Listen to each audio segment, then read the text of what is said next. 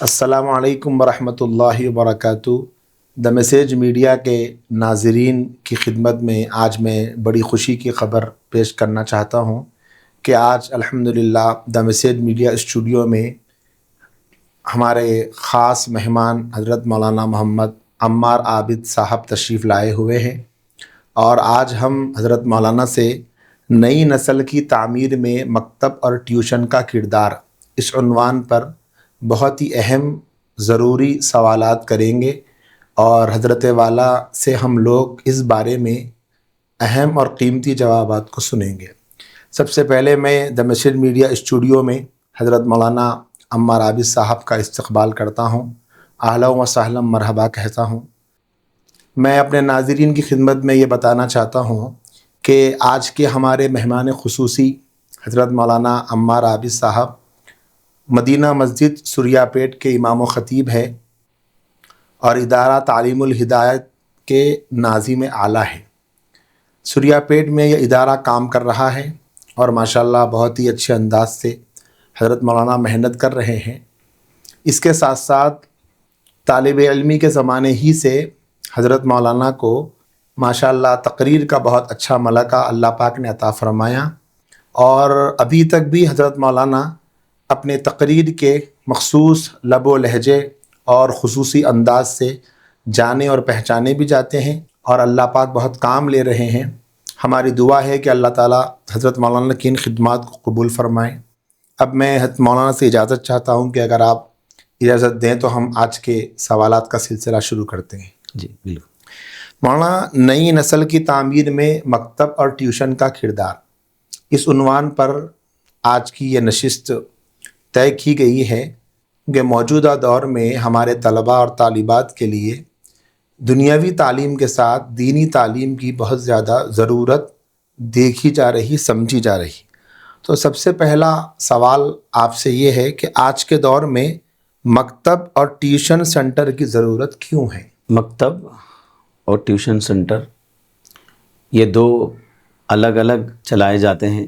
جی۔ Tuition centre چلانے والے عام طور پر مدرسے سے لگے ہوئے نہیں ہوتے، عام طور پر۔ جی۔ اس بارے میں ٹیوشن سنٹر وہی چلاتے ہیں جو دنیاوی تعلیم پڑھے ہوئے ہیں، اور ہمارے تقریباً بچے انہی لوگوں کے پاس جاتے ہیں۔ مدرسوں کو تو کوئی ٹیوشن کے لیے نہیں آتا، مدرسے کو جو بھی آتے ہیں مسجد کو جہاں مکتب چلتا ہے وہاں پر صرف دینی تعلیم کے لیے آتے ہیں۔ جی۔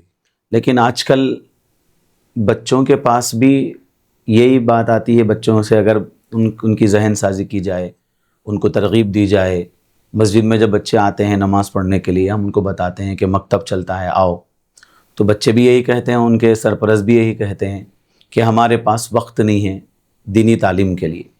اگر ہم اس کے لیے آ کر وقت نکالتے ہیں تو ٹیوشن سنٹر جانا اور پھر ہمارے اسکول کا جو کام دیا جاتا ہے وہ کام کرنے میں دقت پیش آتی ہے، وقت نہیں ملتا، اس لیے ہم یہاں نہیں آ سکتے۔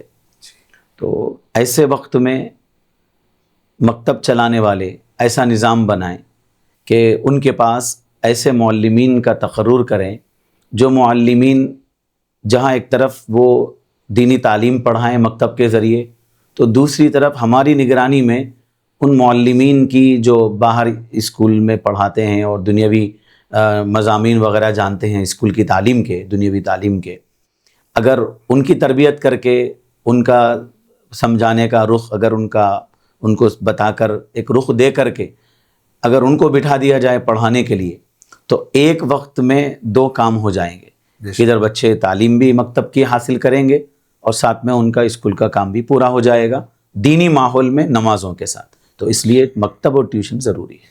ماشاءاللہ بہت اہم باتیں معلوم ہوئیں۔ تو ایک اور سوال ہمارے پاس یہ ہے کہ کیا صرف اسکول کی تعلیم ایک کامیاب انسان بنانے کے لیے کافی ہو سکتی ہے؟ دیکھیے، اسکول جو کام کرتا ہے ہم اس کی تعریف بھی کرتے ہیں کہ اسی جگہ پر پڑھ کر کے بچے ایک قابل بنتے ہیں اور مختلف شعبوں میں جا کر کام کرتے ہیں۔ اسکول کی بھی بہت خدمات ہیں ان کی، معاشرے کی تعمیر میں اور انسانی معاشرے میں جو ضروریات پوری ہوتی ہیں بے شک وہ اسکول میں تعلیم حاصل کر کے ہی بچے ایک مقام تک جا کر کے کچھ نوکری وغیرہ حاصل کر کے مختلف شعبوں میں کام کرتے ہیں. لیکن اسکول والے بھی مجبور ہیں کیونکہ ان کا اپنا ایک نصاب ہے, جی اس نصاب کو پورا کرنا ہوتا ہے.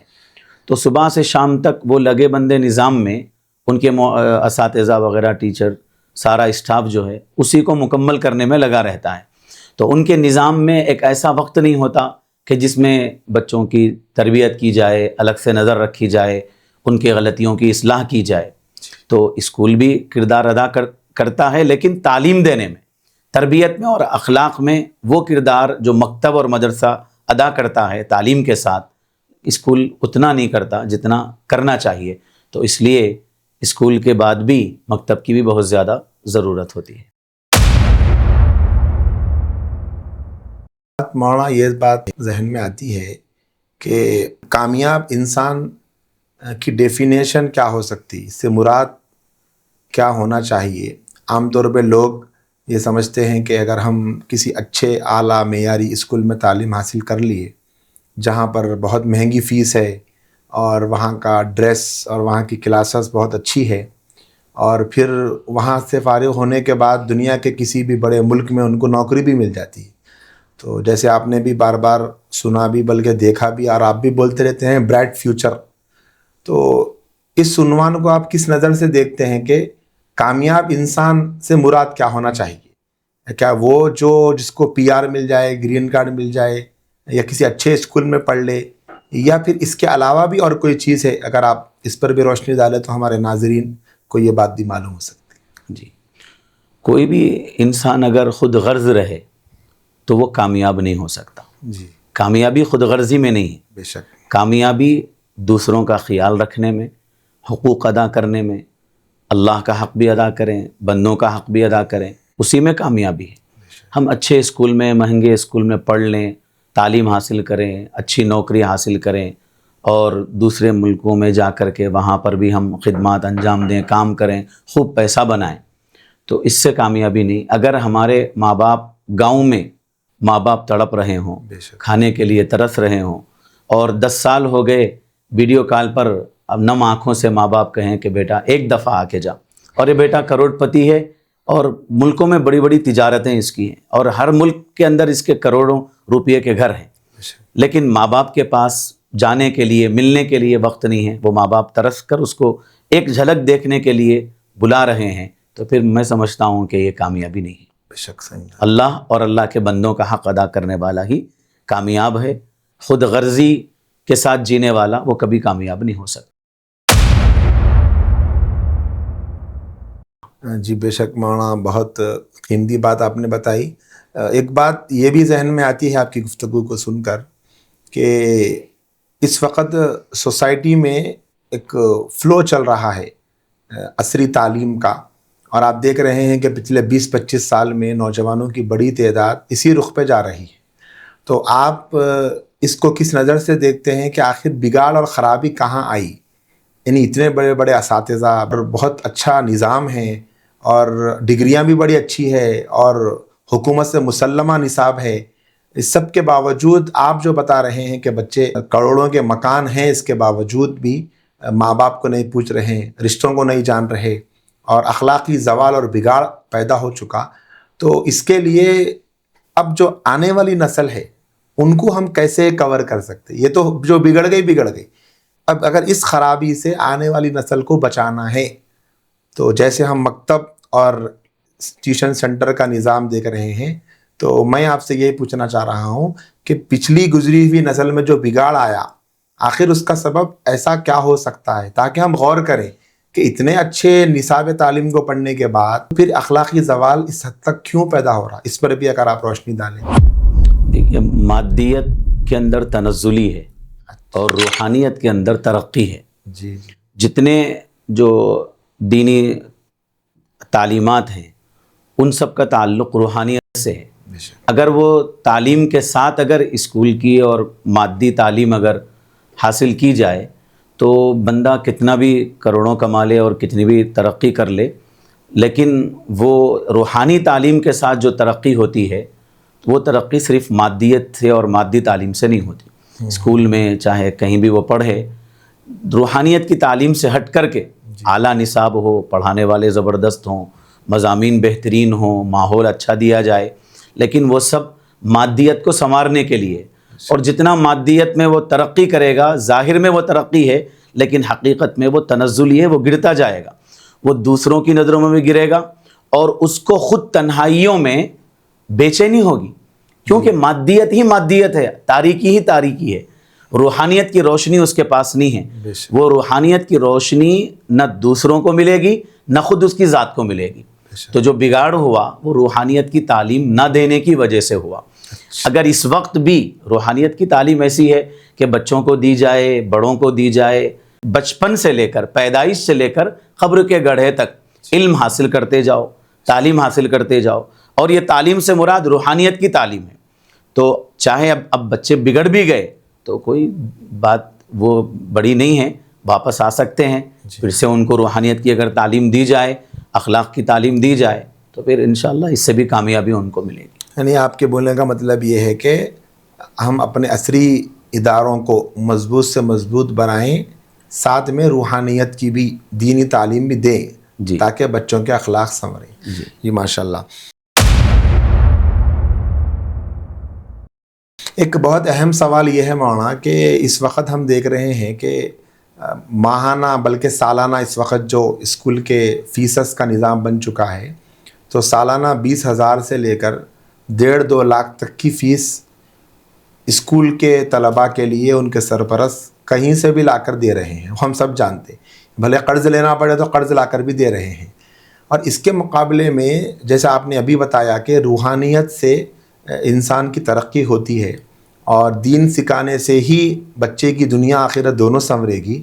تو جو مکتب کی تعلیم کی فیس ہوتی ہے اس کے دینے کے سلسلے میں ماں باپ کو کیوں بوجھ محسوس ہوتا ہے؟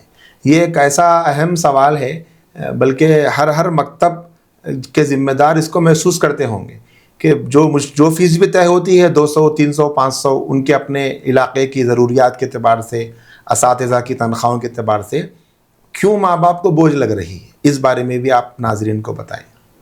جی، ماں باپ دنیا کی جو تعلیم میں پیسہ لگانے کو وہ سرمایہ کاری سمجھتے ہیں کہ وہ پیسہ جو ہے ہمیں آگے مستقبل میں ملے گا، انویسٹمنٹ جس کو کہتے ہیں.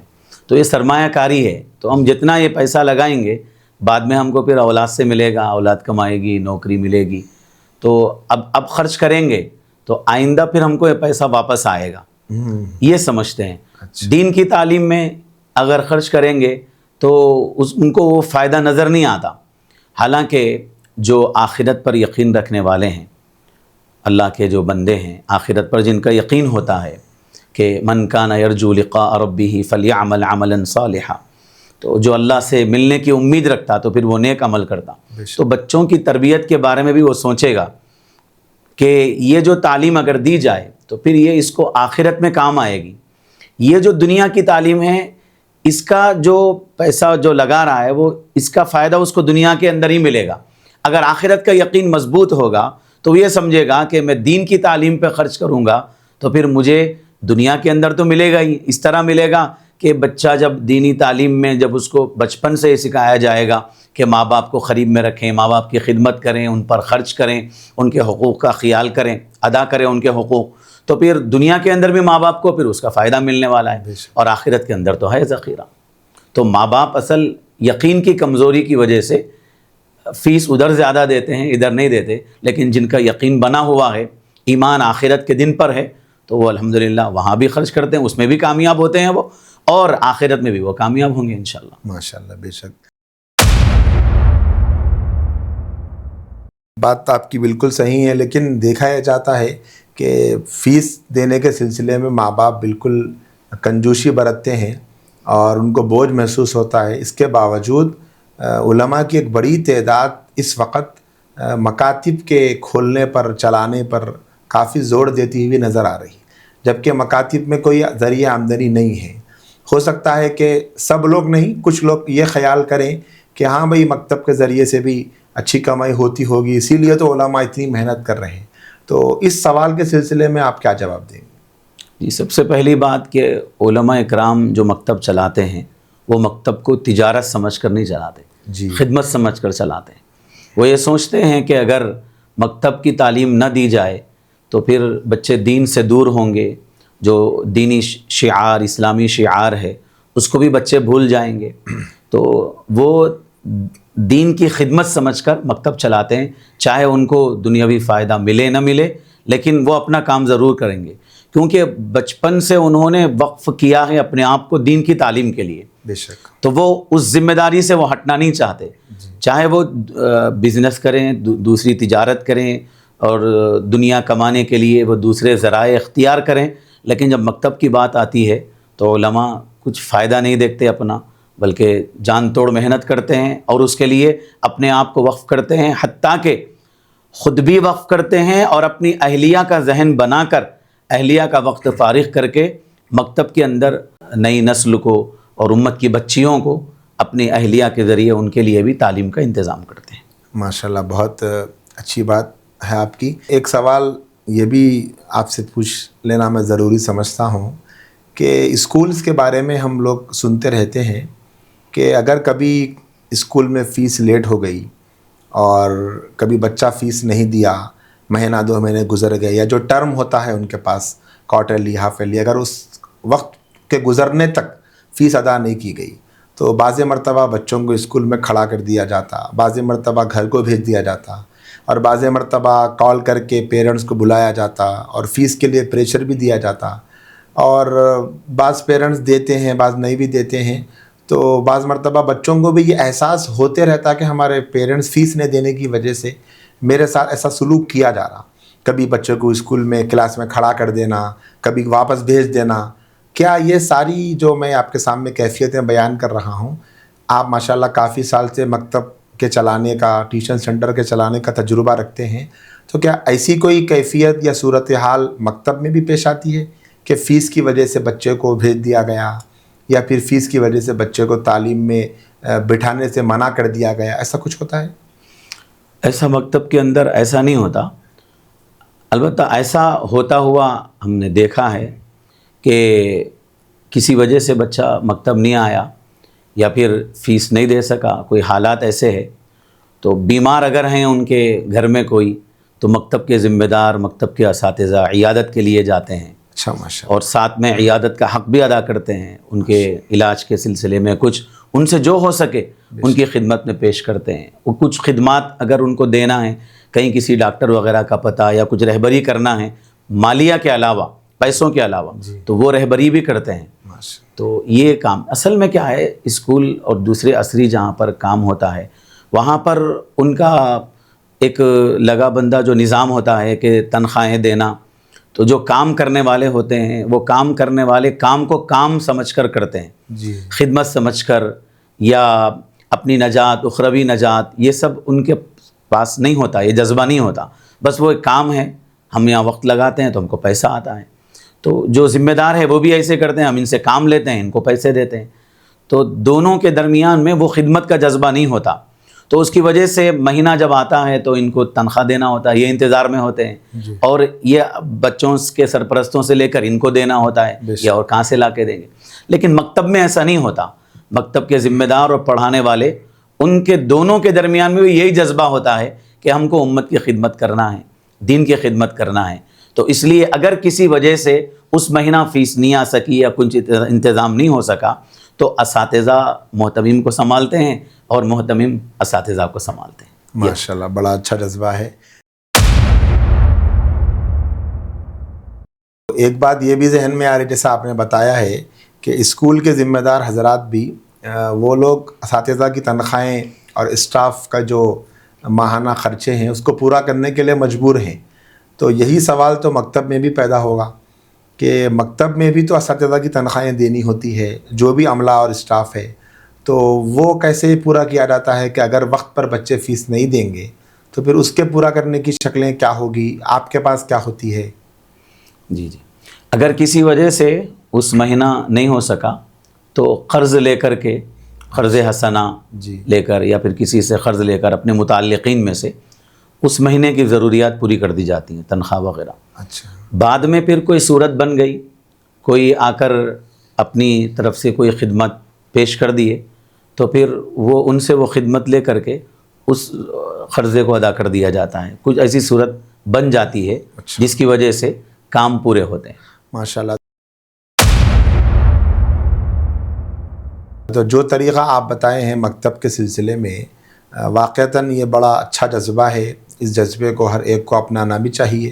اور اس طرح کے دینی نظام سے جڑے ہوئے علماء، دینی خدام کی زندگیوں میں ایسے کئی واقعات پیش بھی آتے ہیں.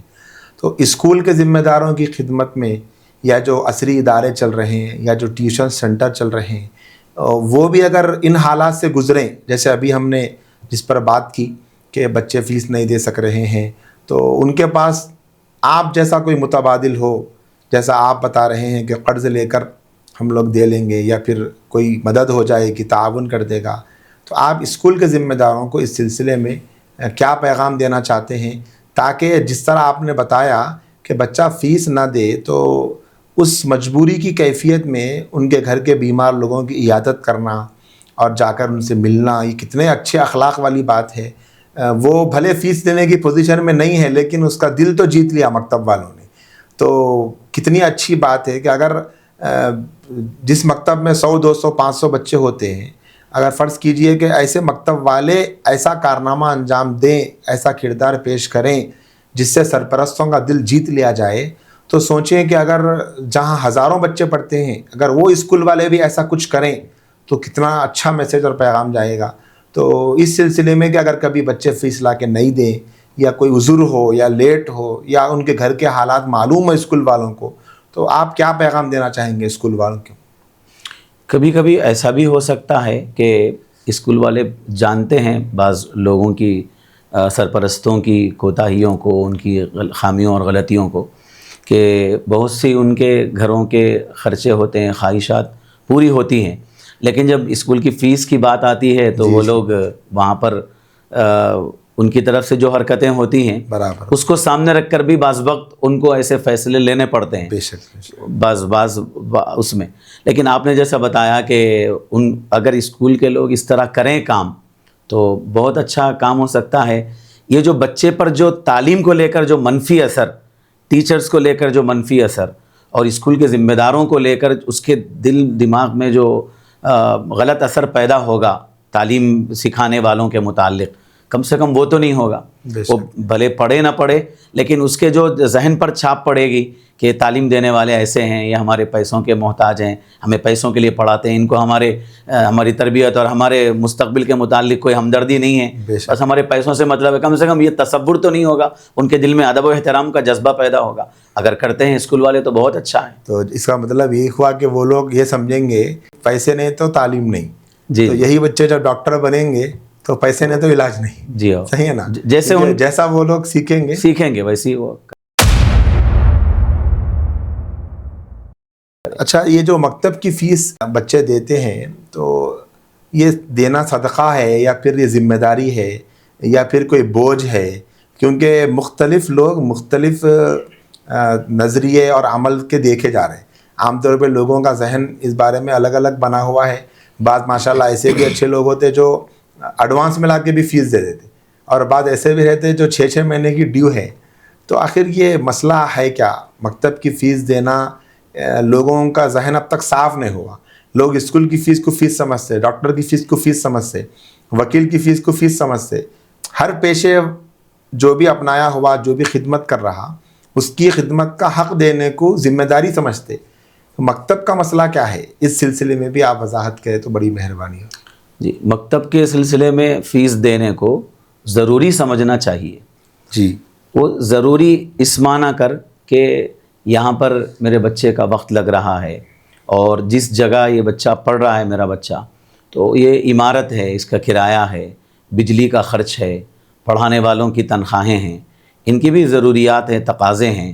جہاں مکتب چل رہا ہے وہاں پر اگر وہ استطاعت رکھتے ہیں فیس دینے کی، اللہ نے دیا ہے ان کو، اور وہ اسکول میں دے بھی رہے ہیں لاکھوں کی شکل میں، تو یہاں پر بھی وہ ذمہ داری سمجھ کر دے. نہ صرف ذمہ داری بلکہ ذمہ داری کے ساتھ ساتھ صدقہ سمجھ کر بھی اس طرح دے سکتے ہیں کہ اگر مان لو کسی جگہ 500 ہے، 1000 روپے فیس ہے، تو 1000 کے ساتھ ایک اور 500 1000 بڑھا کر صدقہ سمجھ کر کے کہ کوئی بچہ نہیں دے سک رہا ہے، مستحق ہے، تو مکتب اس کا خرچہ اٹھا رہا ہے، تو آپ فکر نہ کریں، ہم اس کے ساتھ ذمہ داری کا بھی دے رہے ہیں اور صدقے کا بھی پیسہ دے رہے ہیں، تو بہت اچھا کام ہوگا، اس سے مکتب مضبوط ہوگا اس سے۔ ماشاءاللہ۔